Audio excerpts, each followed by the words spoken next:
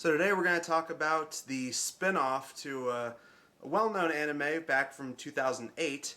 Well, the original show was. The spin-off came out in 2013, and it went for at least 2 years. It went from 2013 to 2015, and it was only one season. It was only 12 episodes long.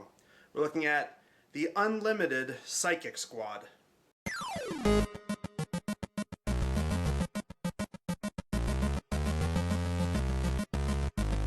A breeze flutters the lovely silver hair atop the head of a young man wearing a uniform so black it seems to be mourning something. His name is Hyoubu Kyousuke. He commands the criminal esper organization P.A.N.D.R.A and continues to soar on midnight black wings through the dark sky, going so far as to start a revolution for the sake of his brethren who share his psychic powers. So I didn't know a whole lot about the original show, but I did try to do a modicum of research before watching this, and I will say, with the knowledge in mind, it certainly helps explain some of the stuff going on. But even if I didn't do the research and look up some of the characters and some of the backstory, I actually think, for the most part, this actually works as its own solo series. I mean, it certainly does help to know a lot of the stuff going into this, but there is a bunch of stuff that they added that wasn't from the original manga, and when I say that, I mean manga connected to the original series. They apparently made a manga to tie into this series way after the series was actually over, and apparently they added 2 extra chapters to it that's like its own separate material. What I'm trying to say is, for a spin-off, and especially based on something I actually didn't know a whole lot about going into it, I think this is a perfectly good anime. In fact, I think it stands quite well on its own, and it actually does make me curious to check out the original series. Just to get the original series out of the way, the original Japanese name for it is like Karen Children, something like that. But the English translation of the title was simply Psychic Squad, which is why this is called Psychic Squad as well. But Unlimited connects to a very specific part of the series.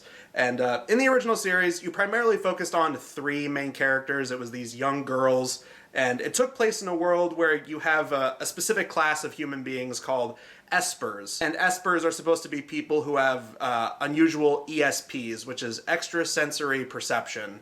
And it basically means these people are psychics, hence the name Psychic Squad. In a lot of ways, the espers, the way they're portrayed in this series and their struggle with the rest of humanity and how humanity looks down on them for being different and weird and unusual, often calling them stuff like monsters and freaks. It was reminding me an awful lot of X-Men and how the mutants in X-Men are looked down by regular human society, but there are mutants that are fighting for good and want to see a future where humans and mutants can live together, and then you have others who are just trying to wipe humans out completely. In a lot of ways, that's pretty much what this series is, but you swap mutants with these esper people. I mean, basically what it means to be an esper, going by this series, and I'm assuming the original series as well, you're basically just a person with heightened senses. You're able to do so many things that others can't. Long and short of it, you're a psychic. But what that entails is, you have the ability to read minds. You have the ability to put people in certain mental states. You have the ability to teleport. You have the ability to levitate and fly. And that's pretty much what a lot of these characters do. Now, in the original series, you focused on this trio of girls who were espers who were fighting for good. They were trying to make a world where espers and humans could get along, but you also have a variety of different groups that get in the way. And one of those groups was this crime syndicate called P.A.N.D.R.A or P.A.N.D.R.A. I keep forgetting how to pronounce it. They pronounce it differently every time. But it's P.A.N.D.R.A. And basically, it's this big crime syndicate of espers who are just trying to pave the way for their own self-interests. They don't give a damn about humans, or normals as they call them, which I gotta say, every time they said normals, I kept misreading it as normies. Now, whereas the original series focused on this trio of girls who do enter the story halfway through this series, the main character of this series is the leader of this P.A.N.D.R.A group. His name is Hyoubu, and right off the bat, they do set up a very interesting dynamic with this guy, because at the beginning, it seems like he is out and out a bad guy, and I can only assume that in the other show, he basically is an out and out villain.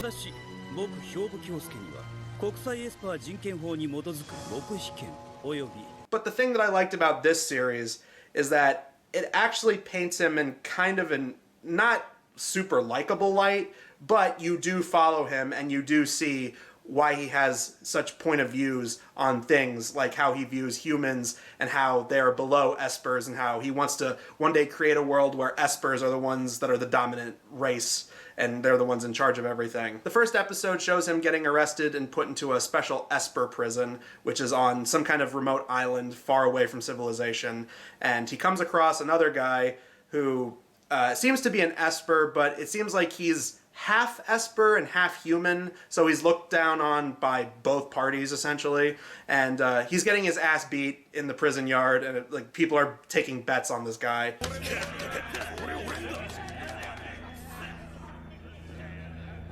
His first name is Andy, and they specifically point out very early on that he's from America. But apparently him and Hyoubu end up forming a very special bond, and through Hyoubu, he learns that there is a way off of this island and away from this prison. It's in this medical facility that's only for espers in this prison that get hurt really badly. So he ends up getting injured so bad that he gets taken to this special medical facility, which, shock of shocks, turns out to actually be some kind of shady underground medical lab that's run by some kind of government or some kind of official. And in this laboratory, they basically use espers as guinea pigs for unruly kinds of science experiments. ここの囚人どもの中から特にレベルの高いものの脳や ESP 細胞を様々な実験を繰り返して強化し、その負荷に耐えうる強靭な肉体に移植することで完成したまさに最強の兵士だ。With all that in mind, makes perfect sense that they made the official, the leader of the prison have a Hitler mustache, because that's some kind of weird fucked up Josef Mengele type shit right there. While they're in this laboratory, they come across a tank that has this little girl named Yuguri, who's also an esper, and apparently Hyoubu's big intentions were to try and find this girl and help her escape. And sure enough, they do, but it's not easy because, you know, the leader of this prison and his wormy assistant guy show up and try to sick this big esper monster on them. It's this, like, creature that was once, like, an esper, like a human type person, but then he got mutated and turned into this, like, monster that looked like he was straight out of like Yu-Gi-Oh or Digimon or some shit. But because Hyoubu is basically OP with esper power, he has a thing called a limiter which he wears around his neck, and once he activates it and goes fucking demigod mode, he just decimates this creature and decimates the fucking humans.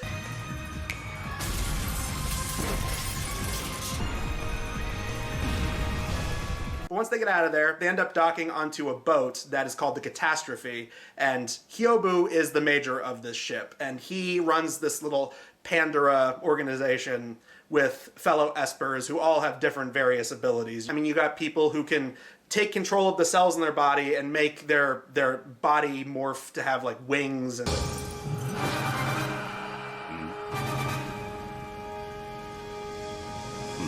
You got people who are able to manifest things by simply imagining them.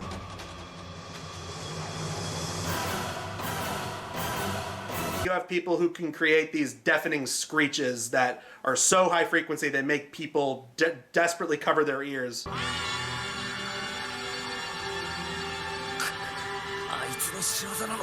And Yuguri's thing is she's able to read minds.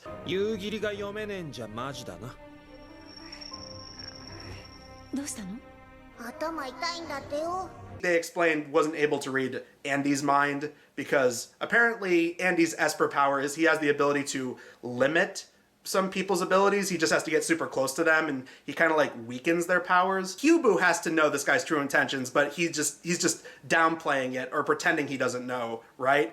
And not to jump too far ahead, but thankfully it turns out, yes, he knew the whole time. He just wanted to see how this would play out. 初めから気づいていたよ。あの不自然な態度。合衆国仕込みの射撃術。 Please tell me that he actually knows. There's no way this guy who's super powerful, this guy that can go literal demigod mode, he wouldn't be able to tell. So when they got to that part later in the series, I was like, thank you. And maybe it's just the Spy Family fan in me, but as soon as they showed that there was a little girl with the ability to read minds, I just couldn't help but imagine Anya Forger. But instead of her having a big fluffy dog, instead she has a little flying squirrel that is an esper that they can communicate with. He becomes the cute little animal sidekick because, of course, an anime has that.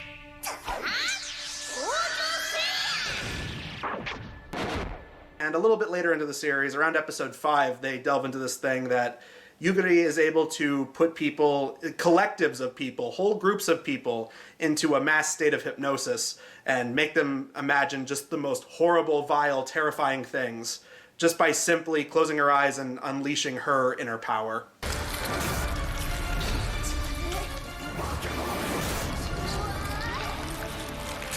But at the end of the first episode, we reveal something interesting about Andy, as it turns out that Andy is actually working for some kind of government organization and is trying to take down P.A.N.D.R.A from the inside. USEI 所属捜査官アンディ・ヒノミヤ計画通りエスパー犯罪組織パンドラへの潜入に成功しました So right away from the first episode, I'm like, okay, we got an interesting plot, we have interesting world building, we have an interesting cast of characters. I was hooked from the first episode alone.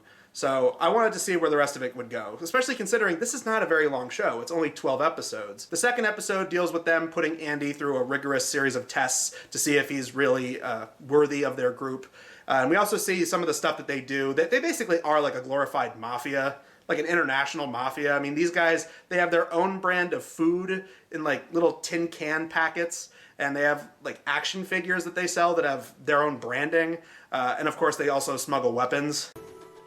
その缶詰確か刑務所でこれもパンドラ印品質は保証するぜ原型師久口隆品質は保証するぜ本物よりいやダメだろ何やってんの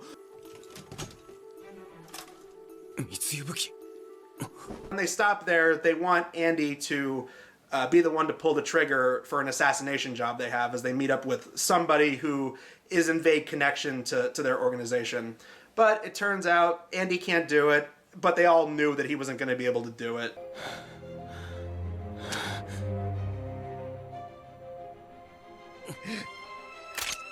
どうだいまあ予定通り役に立ちましたな The third episode has them get involved with some kind of charity gala that's supposed to bring humans and espers together in some kind of European country. They just simply call it Monarch.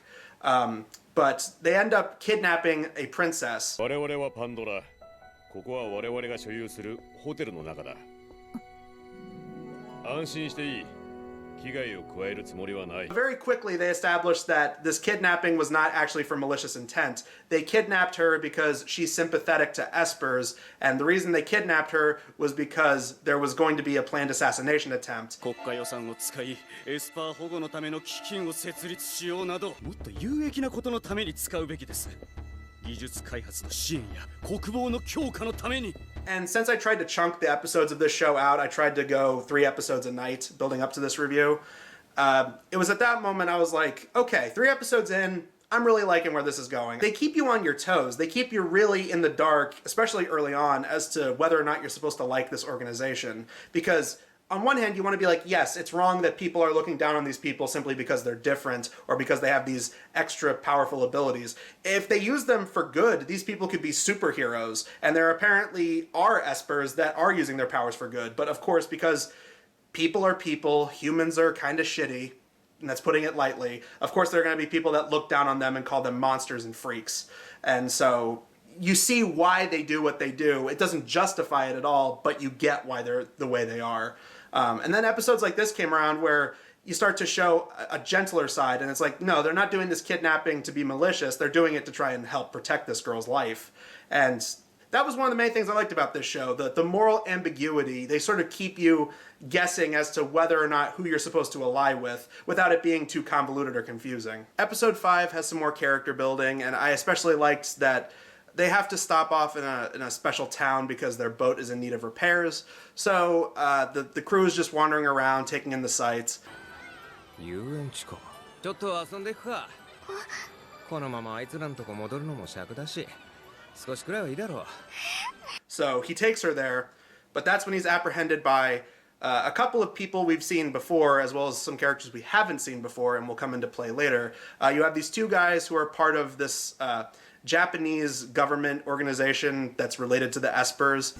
僕たちは国の代表としてここに来ているんだ。分かってるって。お、ボンジュールマドモアゼル。これから両国の未来についてどこか静かな場所で語り合いませんか? By episode 5, they end up coming across Andy while he goes to the bathroom, and they try to talk to him. There's also this woman there who seems to have a bit of a sordid history with Hyoubu, but we don't really know what it is just yet. But they do hint that it will definitely come into play later in the series, and oh boy, does it ever. 私はその頃からHyoubuのことをよく知っている。あんた年いくつ？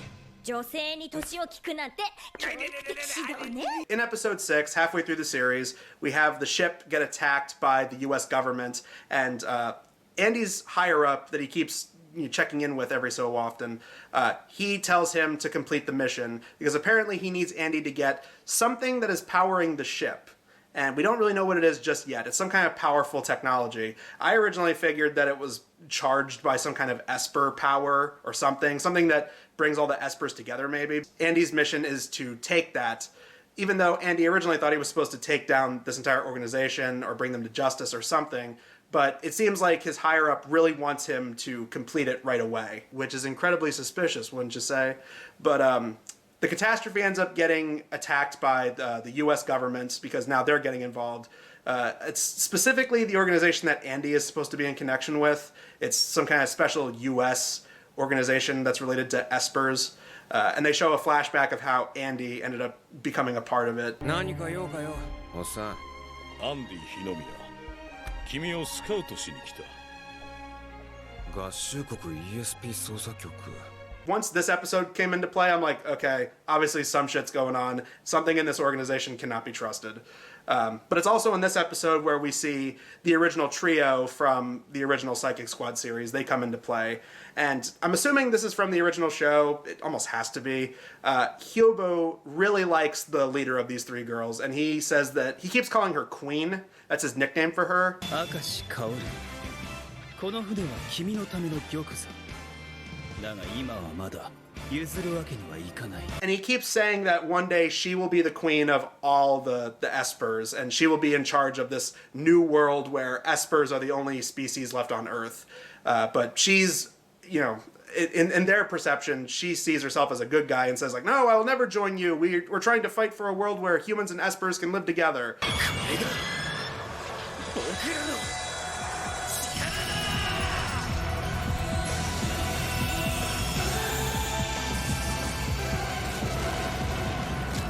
When that fucking music hits and the really, really well done, really beautiful animation kicks in, that's the tight shit. By the end of this episode, here's where Andy's secret ends up being discovered by Hyoubu, who, again, thankfully admits that he knew the entire time. He just wanted to see how this whole thing would play out.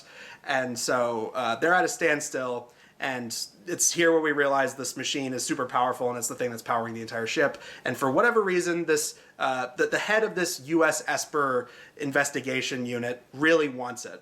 And that's when we finally get some backstory. Now, one thing they kept mentioning all throughout until this point is that apparently Hyoubu is just so powerful with his Esper ESP levels. Apparently, he was able to resurrect himself. He has 2 bullet wounds in his chest and 1 on his forehead.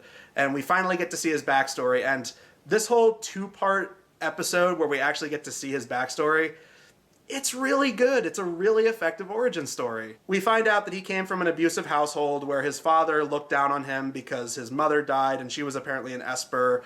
And like, it's not, I can't really say that he blames the son for her death, but he's very physically abusive, and he's constantly yelling and insulting the kid and telling him to hide his esper powers because that, you know, that way he'll never be normal.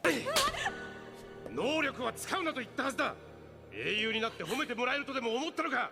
超能力など不要だ。人間らしく生きたいならそんなものは捨てろ。 He ends up in the care of a close associate of his father who's over in Japan, and he ends up getting taken into this man's house, and he has a new stepsister who, shock of shock, turns out to be the woman that was trying to get Andy to join their side. あなたがうちで引き取ったっていう超常能力者の子ね。はい、つぼみ藤子って呼んで。 Oh shit, that's that character. Oh, that's their connection. They were once surrogate brother and sister. Okay, yeah. Because of their special talents, they are recruited by the Japanese military to take place in a special esper unit of their military. And this takes place during World War II. And they specifically say that they want them to fight for the Japanese army. They're both recruited into this army, and she's very staunch in her beliefs. She's very much against authority figure, as evident by, there's a part where they're walking down the street. 自分の値打ちや生き方を他人に決めさせたりなんて絶対にしないわ。 The young Hyoubu ends up bumping into a police officer who just starts mouthing off to the kid, and then Fujiko steps in and tries to defend him and stand up for herself as well, and it ends up getting physical, and eventually the two kids are put into a punishment where they're under house arrest. But the other members of this esper unit of the Japanese army, they're trying to go light on the kids. They say, you know, hey, don't be so tough on yourself. We're fighting for a better future. もともと軍人になりたかった者など一人もいない。ただ自分たちの力を人に認められたかっただけ。そんな気持ちはみんな同じだ。 Hyoubu ends up proving himself as he does well in a test dogfight where you know, he's flying through the air and he has a moment where he doesn't believe in himself. He ends up falling to the water, and there's a moment where he has this kind of mental back and forth with his father, but he ends up getting saved, and the entire army are proud of him. They say that he's really honed his craft and he's becoming super powerful.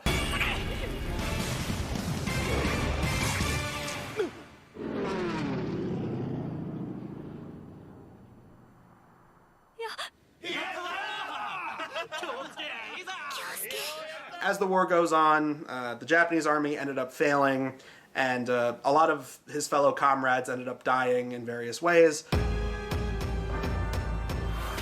And ultimately it comes down to just two of them left. It comes down to Hyoubu and the leader of this Japanese esper unit. And he takes Hyoubu and tells him that, you know, that there's no way he can continue to live, that something in the future is going to cause the end of the world, and he's apparently connected to it. He's able to tell this, so what he does is he just tries to kill Hyoubu right then and there. And we actually get to see him not only get shot and die, but then resurrect himself, and at least we think that he kills this guy.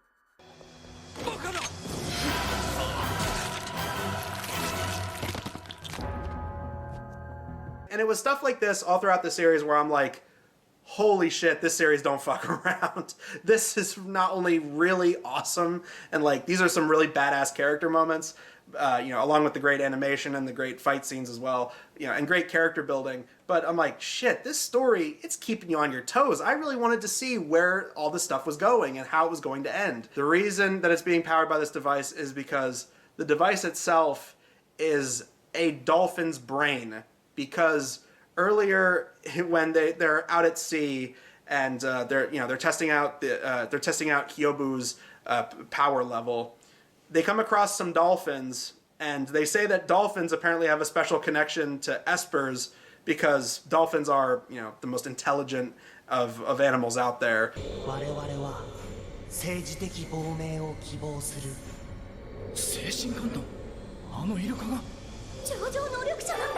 Fuck, we're starting to get into Echo the Dolphin levels.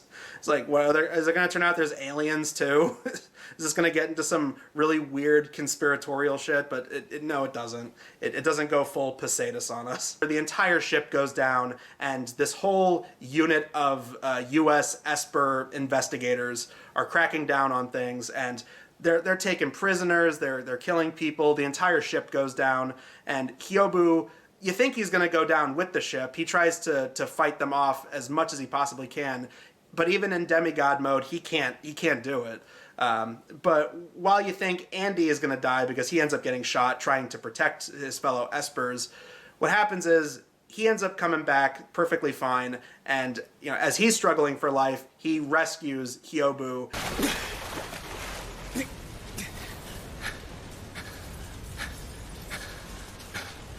We do have a pretty good moment between Fujiko and Hyoubu. As he's being healed, he finally comes to, and they have a bit of an interaction, and it seems like they're not on the best of terms. obviously, because she's working against him in this organization, and she has this whole spiel about how she rejected her past and she tried to move forward because she wants to make a better future.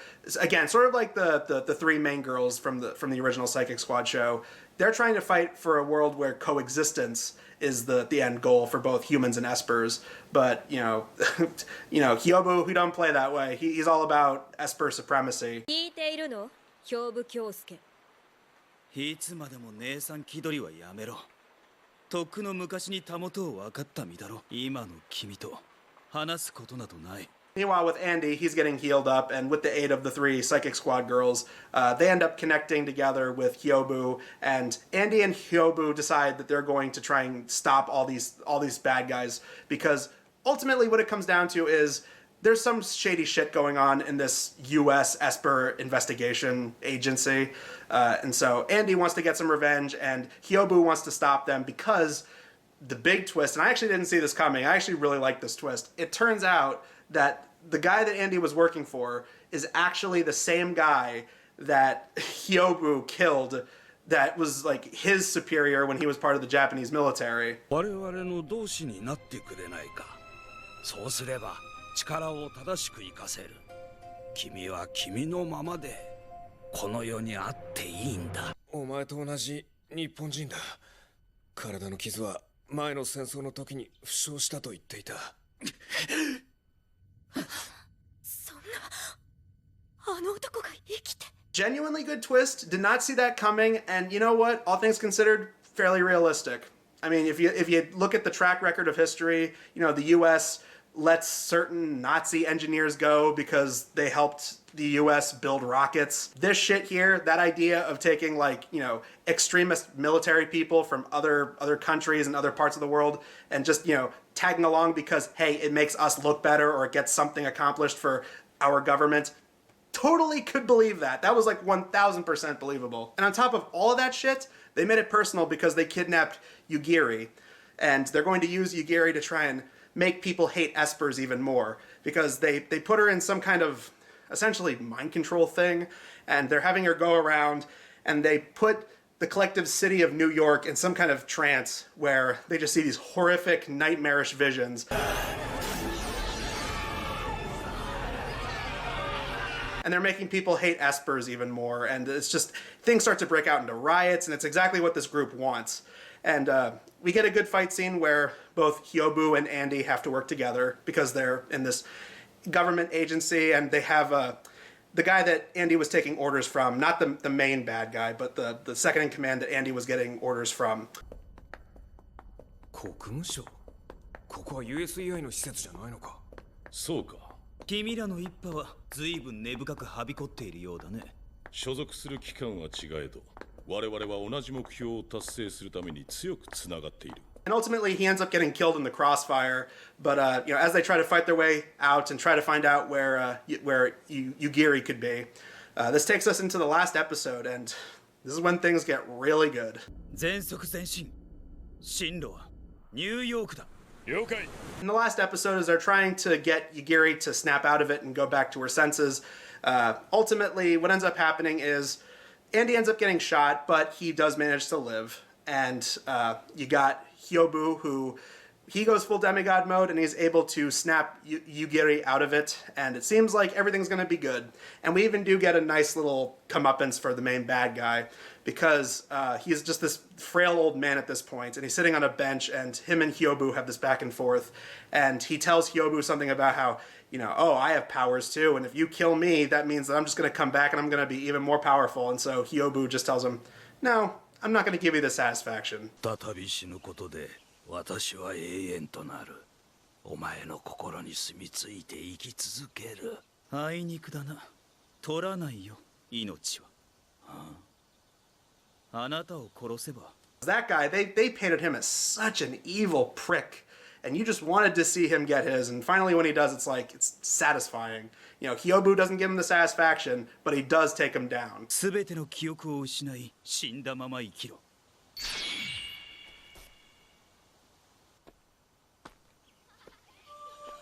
And so the series ends with Hyoubu, Kyousuke, and the rest of the espers taking on to a new ship, and they sail off into the distance to begin a new adventure.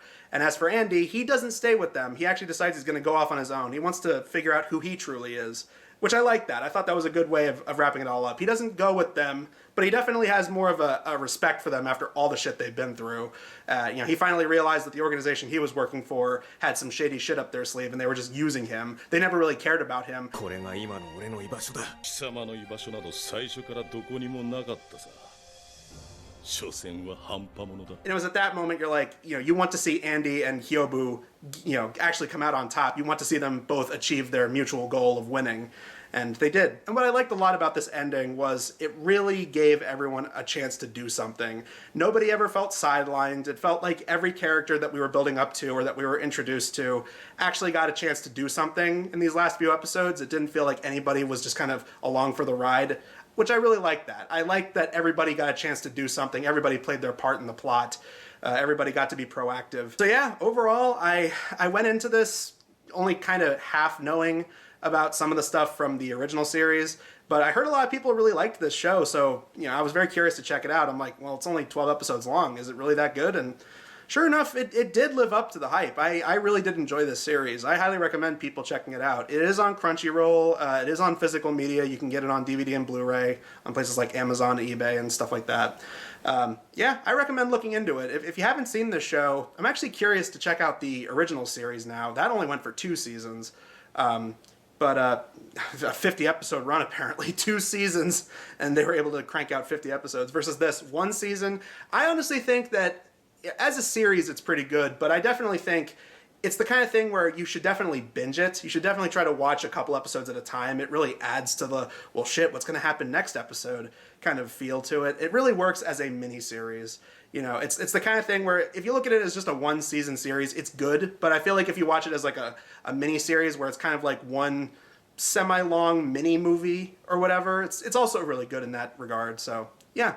Nothing but good things to say about Unlimited Psychic Squad. I highly recommend looking into it, which is more than I can say about what we're looking at next time, because next time we're going to be looking at a movie that there's already a video about on this channel, but in preparation for the new Spider-Man movie coming out, I decided I wanted to go back and do a proper, more updated review talking about what some call one of the weakest Spider-Man movies to ever come out.